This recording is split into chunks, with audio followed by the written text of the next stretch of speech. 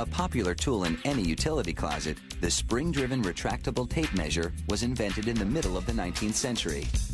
But it didn't really become popular until the 1940s. Today, any handyman without one just doesn't measure up.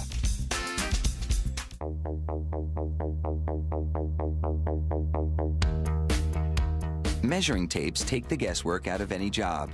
And if you don't use one, you'll soon see the error of your ways. Production begins with a three-dimensional computer design. To bring that vision to life, a machine first pulls hardened strips of steel, 5 at a time, across a network of rollers that coat them with primer. Then comes the paint.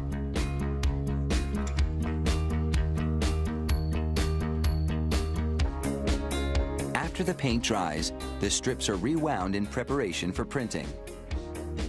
Printing cylinders roll the measurement markings onto the steel strips.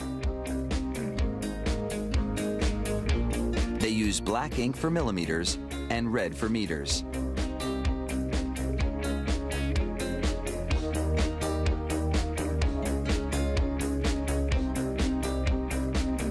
Next, they heat the measuring tape. This ensures that the protective plastic film applied by this machine will stick well to the steel.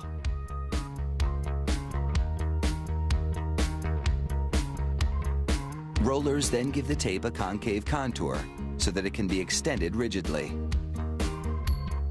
Every few seconds, the presses grind to a halt, and a blade cuts the tape to the correct length. At the same time, it punches a hole for the end hook, which is then riveted into place. Another machine rolls up steel to make springs. The spring enables the measuring tape to retract into the casing.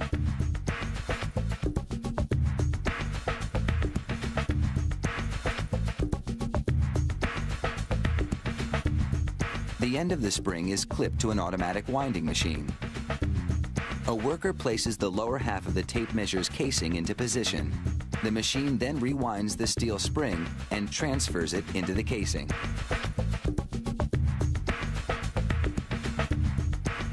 The spring gets a little lubricating oil. Then workers install the control brakes, which can be used to lock and unroll tape in place. Assembling the rest of the casing is a snap. Everything is screwed together. The measuring tape is attached to the spring. And then it's time to test that spring action. This factory makes some longer measuring tapes from glass fibers, which are far lighter than steel.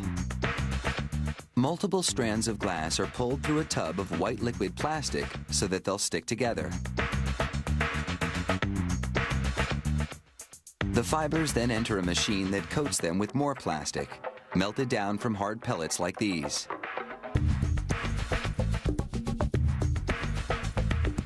This process transforms the glass fibers into a strong yet flexible tape, the type commonly used for surveyors' tape measures. A computerized printer transfers measurements to the tape a meter a second. Lights illuminate the tape so a camera can check for printing defects.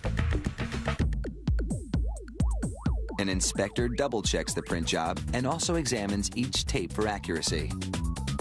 Some tapes are more accurate than others because of varying standards in different industries and different countries. She grades each tape and marks it so that it can be tracked back to the operator.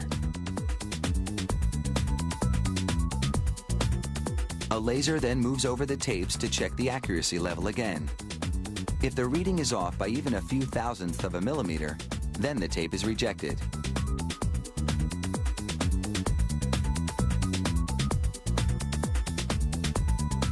Winding a surveyor's tape is a manual job. No spring system here, because that would make the tape measure too heavy and unwieldy.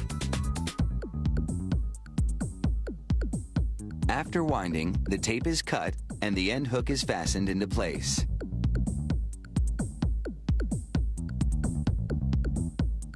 And finally, these measuring tapes are ready to roll.